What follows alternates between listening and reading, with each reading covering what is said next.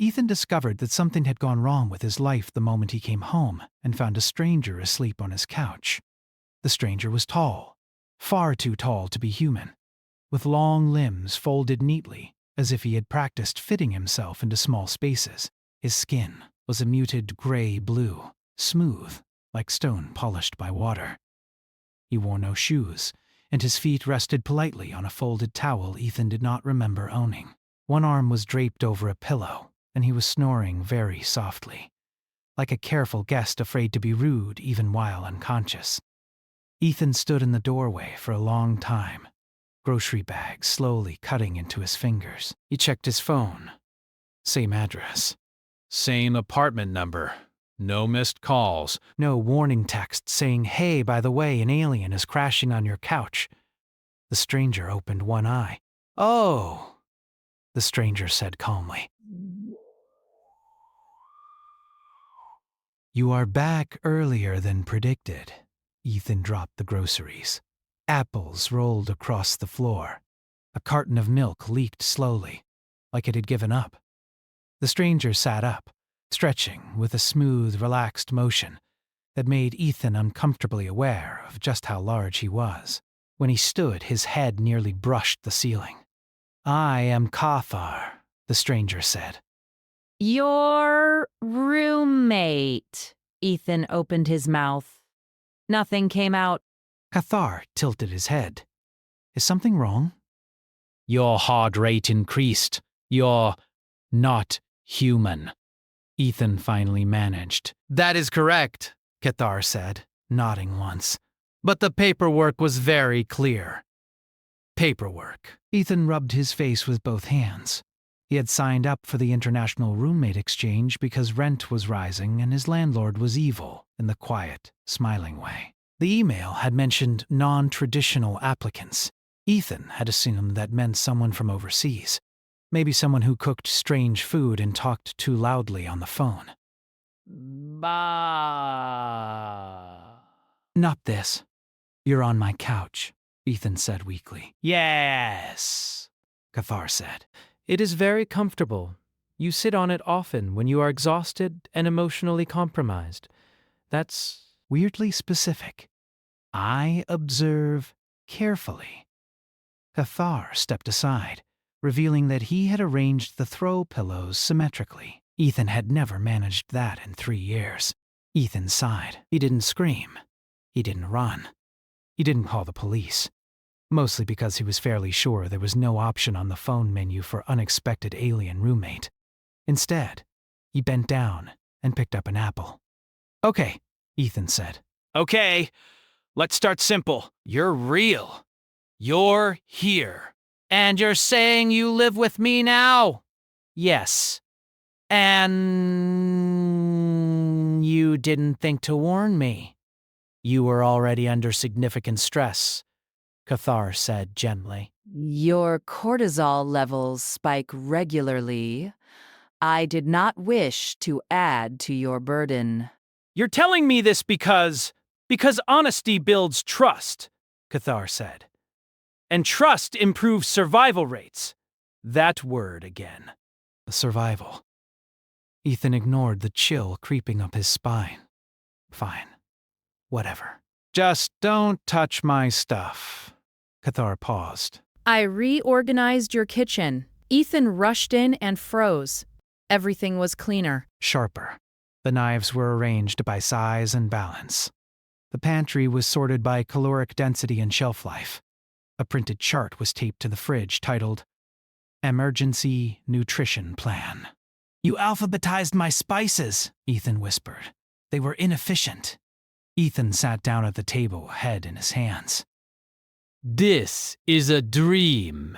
It is not, Cathar said. But if it helps, you often dissociate under pressure. Please, stop knowing things about me. Cathar considered that. I will limit verbal observations. The days that followed were strange. Cathar fit into the apartment as if he had always belonged there. He learned quickly. Too quickly. By the end of the first week, he could mimic human facial expressions well enough to pass as unusually tall and oddly colored. He watched old sitcoms and news broadcasts with equal interest. He drank coffee and described it as a functional stimulant with unacceptable bitterness. He slept very little. Ethan noticed that Cathar was most alert when things went wrong. Sirens outside made him sit straighter. News reports about fires, floods, or unrest drew his full attention. When the power went out one evening, Cathar smiled faintly. "You are comfortable?" Ethan asked, lighting a candle. "Yes," Cathar said. "This environment matches expected conditions. That's not reassuring." "You are alive," Cathar replied. "Your species thrives under prolonged instability." Ethan snorted. "Thrives is a strong word. Yet you persist," Cathar said, with humor. Ethan had not realized how often he joked about disaster until Cathar started noting it. Traffic jams, broken appliances, late bills. Everything was met with tired sarcasm and coffee. One night, Ethan came home with a split lip and bruised knuckles. "You were injured," Cathar said, standing immediately. "Guy at the store lost it," Ethan said. "Bad day for him. Worse for the shelves." "You fought him," Cathar observed. "Didn't want to," Ethan said. "But sometimes you don't get a choice." Cathar studied the bruise carefully. "You did not seek medical attention. I'm fine. You are bleeding. I'll live." Cathar nodded slowly, filing that away. Later, Ethan woke up to the sound of drilling. He stumbled out to find Cathari reinforcing the doorframe. "In case of forced entry," Cathar explained, "we live on the 3rd floor." "Yes," Cathar said. "You feel safer higher, but height does not prevent intrusion." Ethan leaned against the wall. "You're acting like something bad is coming." Cathar stopped drilling. "Something bad is always coming," he said quietly. "Your species understands this." Ethan frowned. You're way too comfortable here. That is because your world is already hostile, Cathar replied. "You have adapted to it so completely that you no longer notice." That night, Ethan lay awake, staring at the ceiling, listening to Cathar move silently through the apartment, checking locks, adjusting lights, preparing for dangers that never quite arrived. And somewhere far above the planet, unseen instruments adjusted their focus. The observation had begun. Ethan started noticing the changes slowly, the way people notice cracks in a wall they walk past every day. At first, he thought he was imagining them. The chair moved slightly closer to the door. The window locks checked every night. His phone charger, always placed in the same spot, facing the same direction. Cathar was adjusting the apartment. Not decorating, not cleaning. Adjusting. Ethan realized this one morning when he tripped over a low metal bar installed near the bedroom door. "What is this?" Ethan asked, rubbing his shin. "A trip deterrent," Cathar said from the kitchen. "Useful during low-light intrusions." "There are no intrusions. There have not been," Cathar agreed calmly. "Yet." Ethan stared at him. "You're making it sound like we're under threat." Cathar poured hot water over his coffee grounds with slow precision. "You always are." That answer stayed with Ethan longer than it should have. Cathar became more present. Not louder. Not demanding. Just always there, watching, listening, learning. He asked questions that felt casual but landed strangely. "How many times have you felt unsafe this week? What age did you first learn how to hide fear? Why do humans joke during emergencies?" Ethan laughed most of them off, but he answered anyway. He always answered, because the questions felt important. Cathar watched the news every evening. He did not comment much, but Ethan noticed the way his posture changed depending on the story. Fires made him lean forward. Political arguments made him frown. War footage made his eyes narrow, not in fear, but in focus. "You don't look scared," Ethan said once. I am not. Cathar replied. "This is expected behavior." From who? "From you." That night, the power went out across the block. The city sank into darkness, broken only by distant sirens and the glow of emergency lights. Ethan cursed softly. "Great. Just great." Cathar was already moving, pulling out lanterns, sealing windows, adjusting the thermostat. You prepared for this? Ethan asked. "Yes," Cathar said. "You experience outages frequently. They correlate with stress, not panic." Ethan lit a candle. "Most people hate this, but you do not," Cathar said. "You complain, but you continue functioning." Ethan shrugged. "What choice do we have?" Cathar paused. That answer seemed to satisfy him more than anything else Ethan had said so far. Over the next few days, Cathar began inviting himself into Ethan's routines. He walked with him to work. He stood outside the grocery store, observing crowds with quiet interest. He timed how long it took humans to move when alarms sounded. You're studying us, Ethan said. Yes, that's not creepy at all. You consented, Cathar replied. By continuing. Ethan didn't argue. He wasn't sure why. One evening, Ethan came home exhausted. His boss had yelled at him.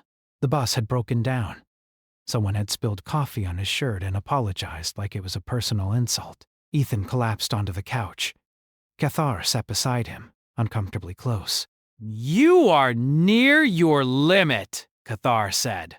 Everyone's always near their limit, Ethan muttered. Yes, Cathar agreed. That is your baseline. That was when Ethan noticed the changes to Cathar himself. He was smiling more, relaxing. He moved through the apartment like someone who belonged. He left his bag open now. He slept even less, but when he did, it was deep and unguarded. You're getting too comfortable, Ethan said one night.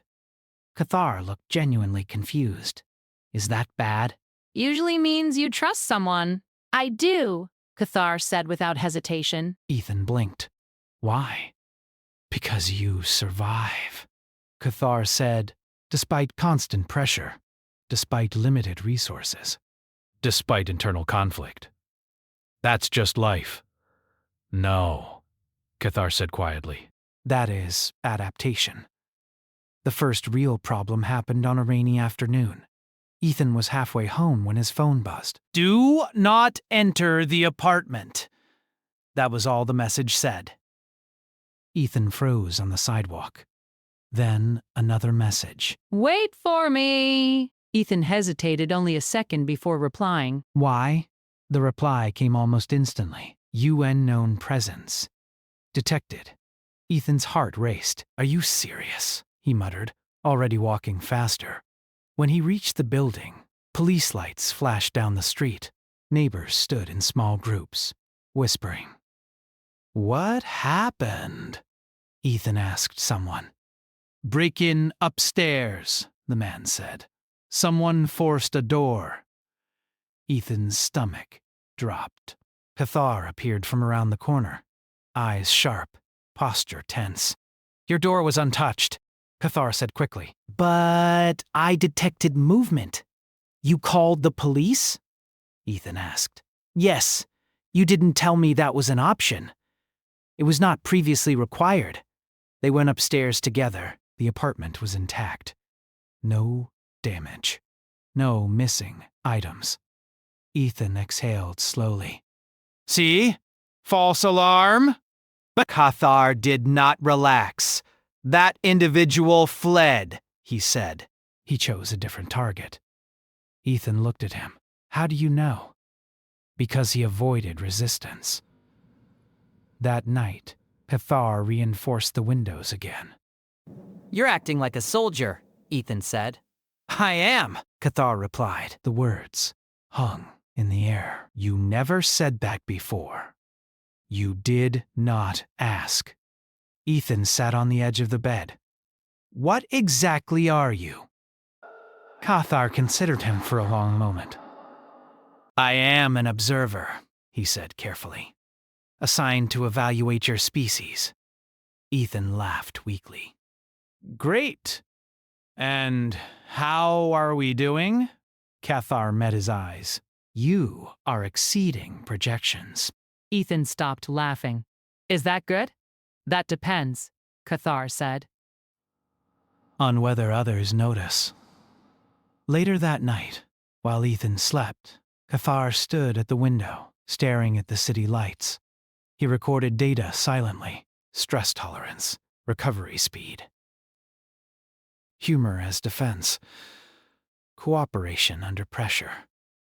Far above the planet, systems processed his findings. Flags were raised. Humanity had not broken. Humanity had adapted. And that made them interesting. Ethan did not sleep well after that conversation. He kept replaying Cathar's words in his head.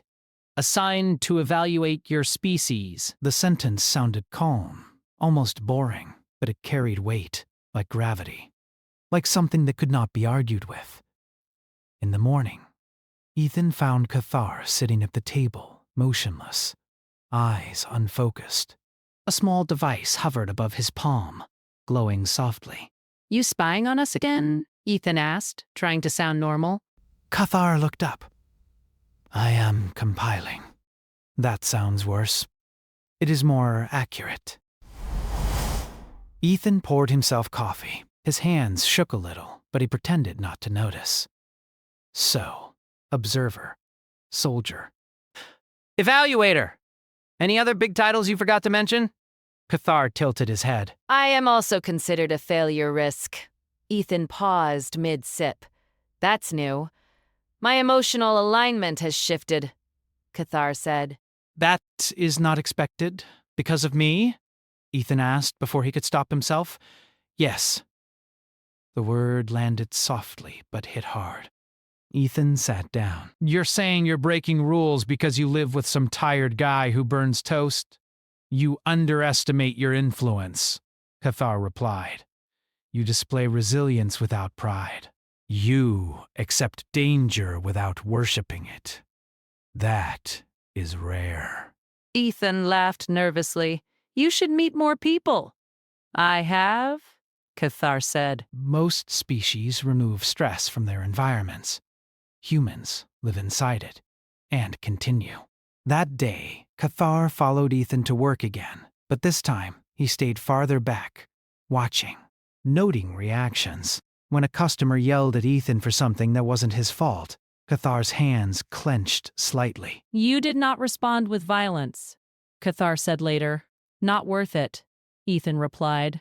You learn to pick battles. That concept is not universal, Cathar said. On the way home, the sky darkened. Sirens wailed in the distance. A fire somewhere downtown painted the clouds orange. Cathar stopped walking. They are escalating, he said quietly. Who is they? Ethan asked.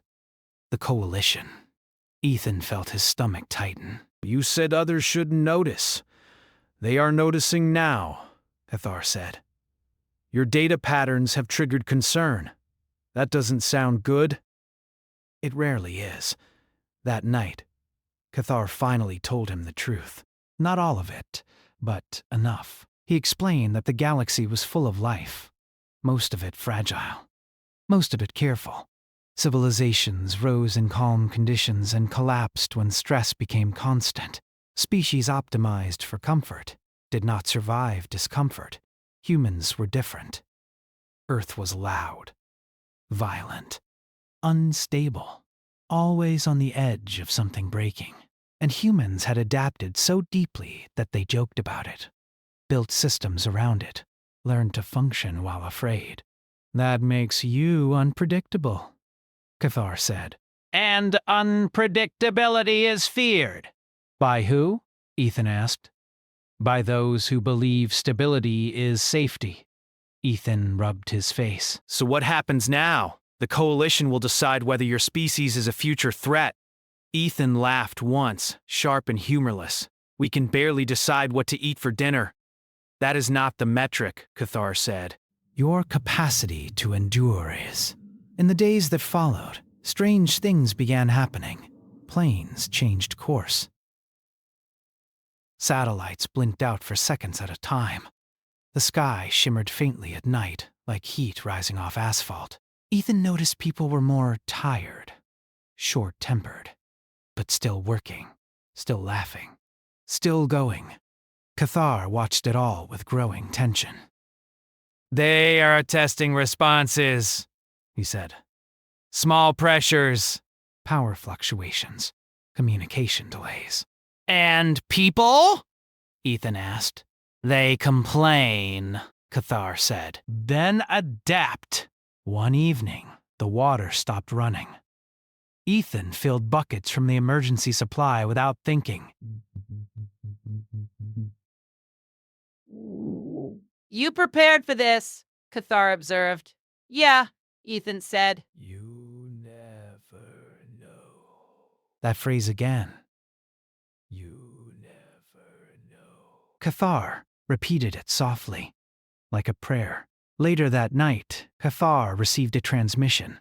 Ethan did not hear it, but he felt a shift in the room. The air seemed heavier. Cathar stood very still, eyes distant. What is it? Ethan asked. They are advancing the timeline, Cathar said. A direct assessment. Direct how? Cathar looked at him. They will reveal themselves, partially.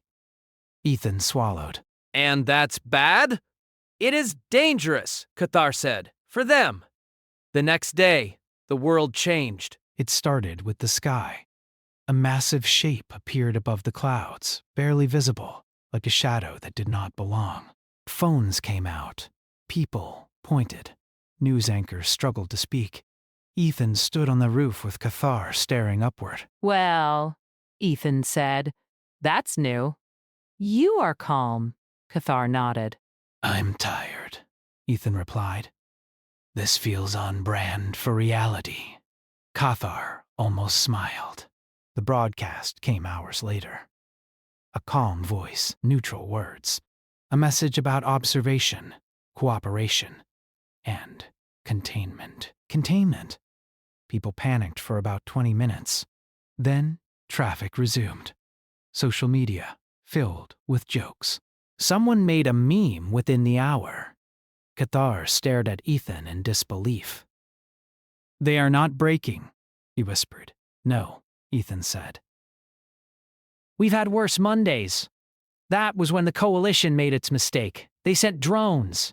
Small ones, fast ones, scanning cities, hovering over crowds. Ethan watched one hover above a park. Children pointed at it. Someone threw a shoe. It adapted too slowly, Cathar said. To the coalition, the drones were neutral. To humans, they were intrusive. Within days, humans began disabling them. Not violently. Cleverly. Paint. Nets. Signal interference. Homemade solutions shared online. You did not coordinate this, Cathar said. We didn't have to. Ethan replied. We share fixes, Cathar's device beeped urgently. Ethan, he said. They are afraid now. That makes two of us, Ethan said. No, Cathar said. You are not afraid. You are angry. Ethan didn't deny it. That night, Cathar stood in the center of the apartment, surrounded by projections. Lines of probability, risk curves, failure points. You cannot win a direct conflict, Ethan said quietly. No, Cathar agreed. But you would survive one. And that scares them. Yes, Cathar turned to him. I am required to submit a final recommendation. Ethan's chest tightened. And? Cathar hesitated. For the first time, he said, I do not know what is right. Ethan thought for a long moment. Then don't talk about strength, He said. Talk about cost. Cathar looked at him sharply. Explain. We don't want to conquer the galaxy, Ethan said. We just want to live. But if you push us, we won't stop. Not because we're brave. Because stopping is something we never learned. Silence filled the room. Cathar recorded every word. Far above Earth, the coalition waited, and for the first time in its long history, it hesitated. The days after the hesitation were the most dangerous ones. Nothing exploded. No ships fired. No cities burned. Instead, the world waited, and waiting made people uneasy. News channels ran non-stop. Experts argued. Governments demanded answers that did not come. And yet, life continued. Ethan still went to work. The bus was late, as usual. Someone complained loudly. Someone else laughed. Coffee spilled. A meeting ran too long. The world did not pause just because the sky had changed. Cathar watched all of it with growing tension. This phase is critical, he said one evening as they sat in the dim living room. They are measuring psychological collapse. Well, they picked the wrong species, Ethan replied, scrolling through his phone. We collapse in private and show up anyway. That is not normal, Cathar said. It's rent, Ethan said. Rent is powerful. Outside, the shadow in the sky shifted. Smaller lights moved within it, like thoughts rearranging themselves. The coalition sent another message the next day. Longer this time, more careful. It spoke of safety, of control, of preventing future harm. It said humanity must accept oversight. Ethan listened to it at work, standing beside coworkers who looked tired rather than afraid. Sounds like a manager, someone muttered. Cathar stiffened when he heard that. They are asserting dominance, he said later. Softly. That's how it always starts, Ethan replied. People don't like that. And people proved him right. Not with riots, not with violence. With refusal. Cities delayed cooperation. Engineers asked questions. Scientists demanded data. Lawyers argued definitions. Everyone wanted rules written down, checked, and argued over. The coalition was used to fear. It was not used to paperwork. They are stalling, Cathar said, disbelief clear in his voice. That's how we fight, Ethan said. Slow, annoying, and impossible to rush. The pressure increased. Satellites went dark for minutes instead of seconds. Weather systems glitched. Supply chains strained. It was subtle enough that the coalition could claim coincidence. Humans adapted anyway. Alternate routes. Local networks. Backup plans built from habits learned long before the stars arrived. Cathar began pacing more. Sleeping even less. You are preparing for violence, Ethan said one night. I am preparing for escalation, Cathar replied. They believe you are testing them. We're just living, Ethan said. To them, that is the same thing. The breaking point came quietly. A small city lost power for an entire day. Hospitals switched to generators. People shared food. Someone played music in the street. It should have been insignificant. Instead, coalition sensors flagged it. Human cooperation under prolonged stress exceeded tolerance models. That was when the decision was made. Cathar received the order in silence. Ethan noticed immediately. You got bad news, he said. Yes, Cathar replied.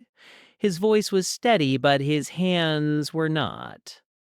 They have authorized containment. Ethan swallowed. Define containment. Cathar did not answer right away. Isolation, he said finally. Orbital restriction. Resource limitation. Long-term pressure until compliance or collapse. How long? Ethan asked. Generations.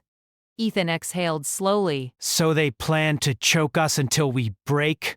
Yes, and if we don't, Cuthar met his eyes, then you become a lesson. Silence filled the apartment. Ethan stood up and walked to the window. The city lights glowed, as they always had. People moved below, small and stubborn. They don't get us, Ethan said.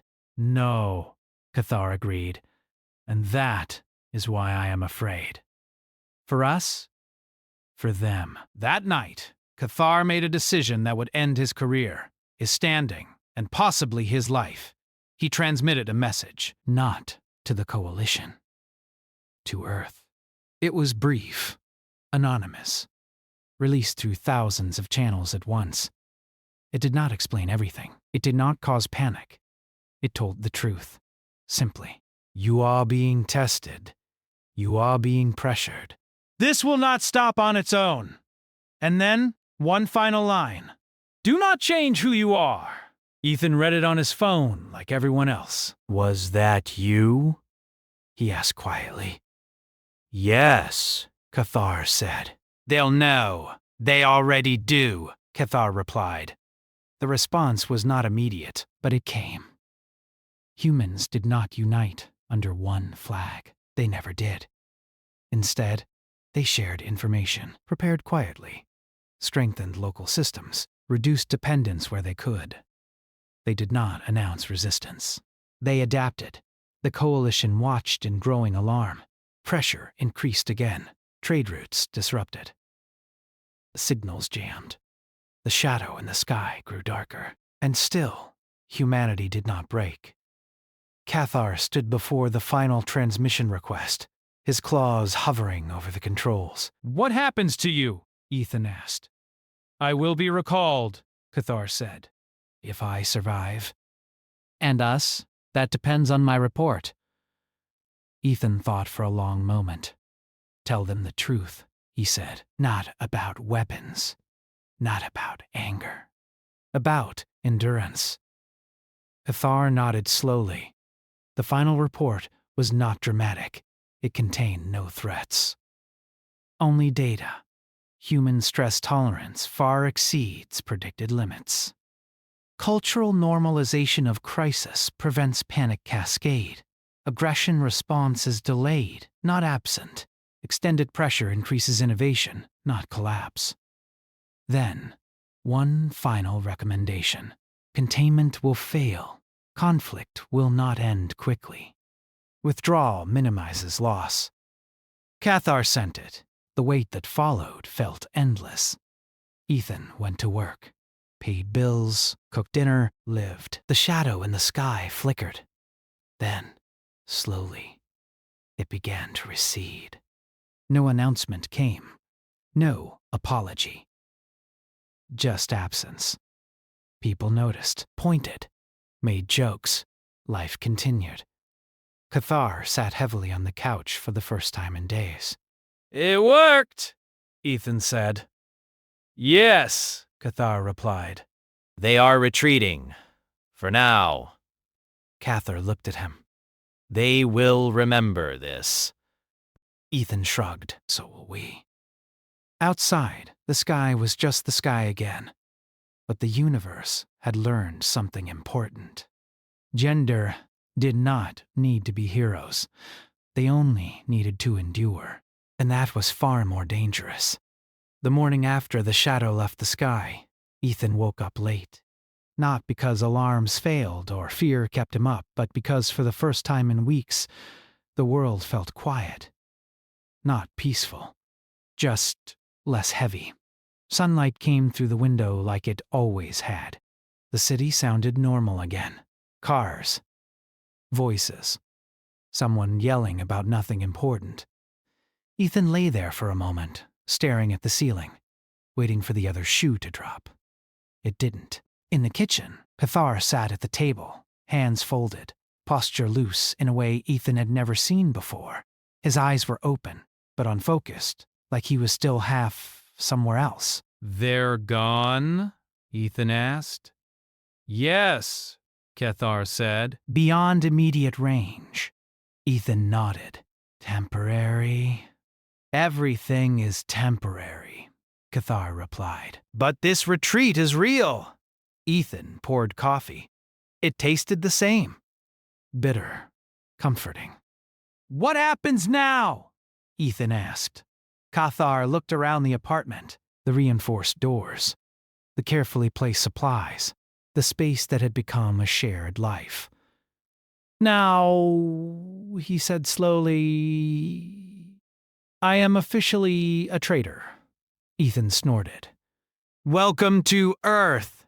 Happens to the best of us. Cathar did not smile, but something in his shoulders eased. The world reacted slowly. There were no celebrations, no parades. News channels debated whether anything had happened at all. Some governments denied everything. Others claimed secret victories. Most people just went back to living. That unsettled the galaxy far more than any weapon could have. Far beyond Earth, the Coalition reviewed the outcome. Analysts replayed footage of humans working during outages, joking under threat, adapting without command. They did not see heroes. They saw something worse. A species that treated existential danger as background noise. A species that did not need permission to survive. Cathar was summoned 3 days later. The recall signal arrived silently, embedded in cosmic radiation, tuned to his biology. His body reacted before his mind did. Muscles tensed. Breath shortened. Ethan noticed immediately. That's it, Ethan said. Yes, when? Soon. Ethan nodded. He had known this was coming. Still, it sat heavy in his chest. They packed quietly. Cathar did not have much. His devices folded into themselves, compact and efficient. He paused over one object on the table. A coffee mug. He picked it up, turning it in his hands. You may keep it, Ethan said. I would like to, Cathar replied. If allowed. Ethan smiled faintly. Steal it, like a proper roommate. They stood by the door for a long moment. You could stay, Ethan said. Disappear. People do that all the time. I am known now, Cathar said, and my presence would draw attention. Yeah, Ethan admitted. We're bad at subtle. Cathar hesitated. You should know something. Ethan waited. My report will circulate, Cathar said, quietly. For generations. Your species will be marked. As what? Ethan asked. Cathar searched for the right word. Persistent, he said. Uncontainable. High cost. Ethan laughed softly. That tracks. The recall took place at night. No lights. No spectacle. Just a distortion in the air on the roof, like reality holding its breath. Cathar stepped toward it, then stopped. You changed my projections, he said to Ethan. Not just about your species. About myself. Yeah, Ethan said. Living with someone will do that. Cathar inclined his head. If they ever return, it will not be the same. We'll be here.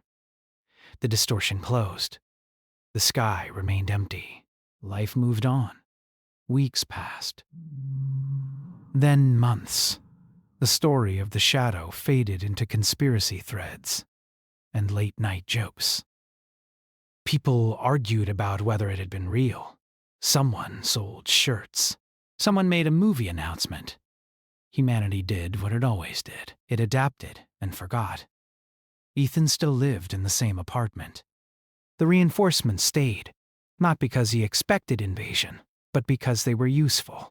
You never know, he muttered sometimes, and smiled. Occasionally, he caught himself setting 2 mugs on the table. Far away, Cathar stood before the council. They were calm, controlled, afraid, in the way only old powers could be. You violated protocol, one voice said. Yes, Cathar replied. You compromised neutrality. Yes, you prevented containment. Yes. Silence followed. Was it worth it? Another asked.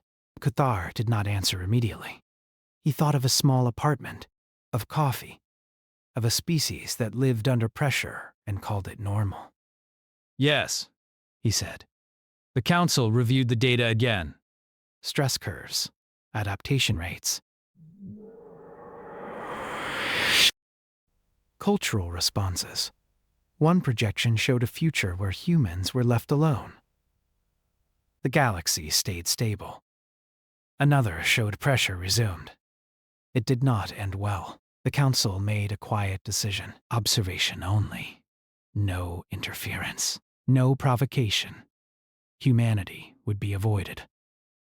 Years later, Ethan would never know why certain alien signals rerouted around Earth, why some exploration ships changed course, why humanity was quietly labeled a do not engage species. He would just live, work, age, laugh, struggle. One evening, long after the fear had faded, Ethan sat on his couch watching the news. A story played about a distant star system, unreachable and dangerous. He took a sip of coffee. Good, he said to no one. Stay far away. Somewhere across the stars, Cathar felt something like relief. Humanity had not won a war. They had simply survived being tested, and the universe, for the first time, chose not to push further because some species did not need to be conquered. They only needed to be left alone.